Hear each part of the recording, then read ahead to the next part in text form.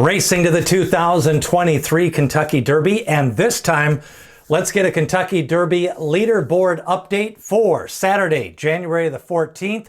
We are going to take a look at the leaderboard, where they are pointing next, and then also revisit the last 4 points races, get you up to date on the latest happenings on the road to the Kentucky Derby, and an interesting pattern of speed has developed. Let's take a look. First off, Forte, no official works yet for 2023. He is scheduled to make his debut in the Fountain of Youth Stakes. Curly Jack getting ready for an appearance in the Risen Star at the fairgrounds. Blazing Sevens, no word on his action yet. No workouts in 2023. Jace's Road, most likely going to go to the Southwest Stakes. Instant Coffee to the LeCompte Stakes. Victory Formation, possibly waiting for the Rebel Stakes. WNL going to point for the Sam F. Davis at Tampa Bay. Practical Move going to wait to later on in the meet at Santa Anita.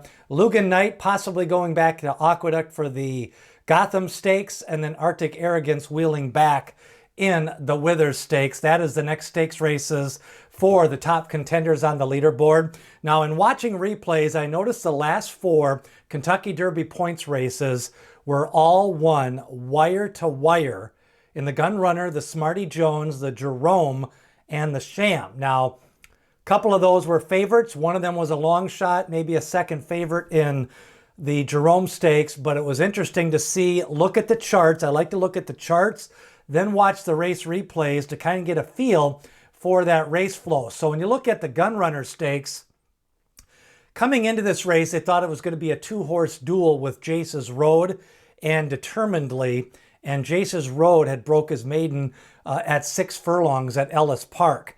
And if you see here, you notice in the route races, I like to look at the half, the 3/4, and the stretch call. And if they lead at all 3 of those calls, and at the finish line, I call that a wire-to-wire job.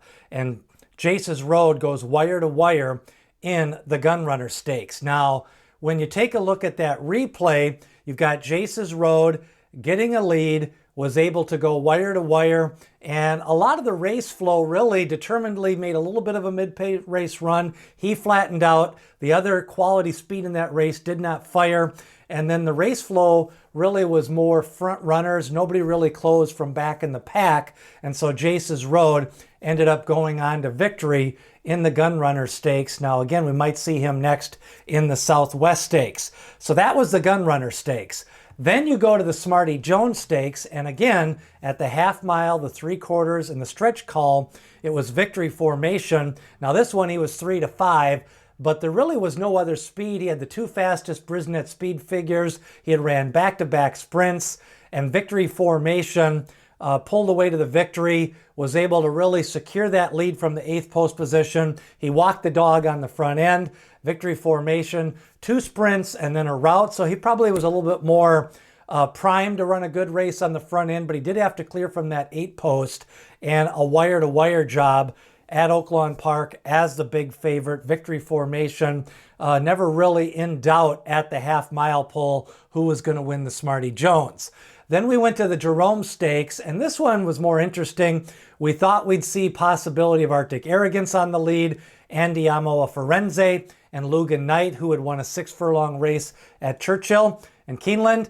But then the leader at the half mile, the 3/4, and the stretch was all Lugan Knight. He got headed at the stretch by Arctic Arrogance, then pulled away to the victory at 3.5 to 1. Lugan Knight, basically a nice stretch duel with Arctic Arrogance.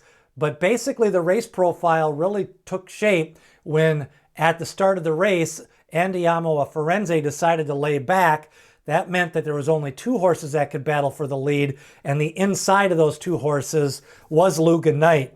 And that allowed him to slow down the fractions going into the turn, and then it was all battle down the stretch for Lugan Knight over Arctic Arrogance. Then the final Sham Stakes, another one, this time 16 to 1, but the leader at the half-mile pole, Reincarnate, was just a head behind Spun Intended.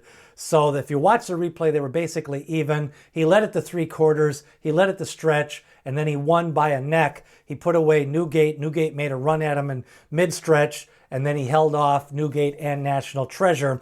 But again, when you watch this replay, Reincarnate was ridden for the lead. Look at Mike Smith here. He was riding him to maintain that lead and to keep in front of Spun Intended, who was stretching out. So what you're seeing is horses with the race flow trying to establish that lead. Now, in this case, Bob Baffert did have 3 other horses in the Sham, 2 other horses. So I think what they were trying to do was maybe burn out Spun Intended, and then it didn't really matter which one of the 3 won. Reincarnate really turned in a good performance on that front end.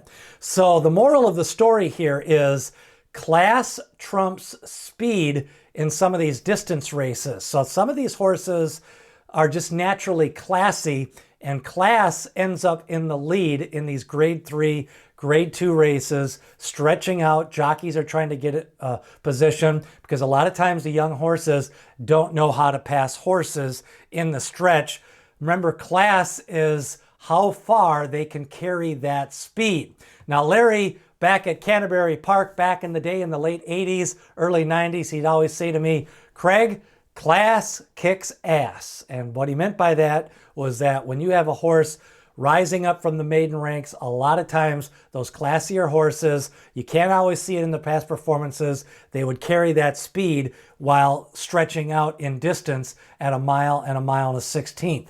So 4 straight Derby preps, 1 wire to wire. We now move along on the trail to the LeCompte, the Southwest, the Withers, the Holy Bull, and the Robert Lewis.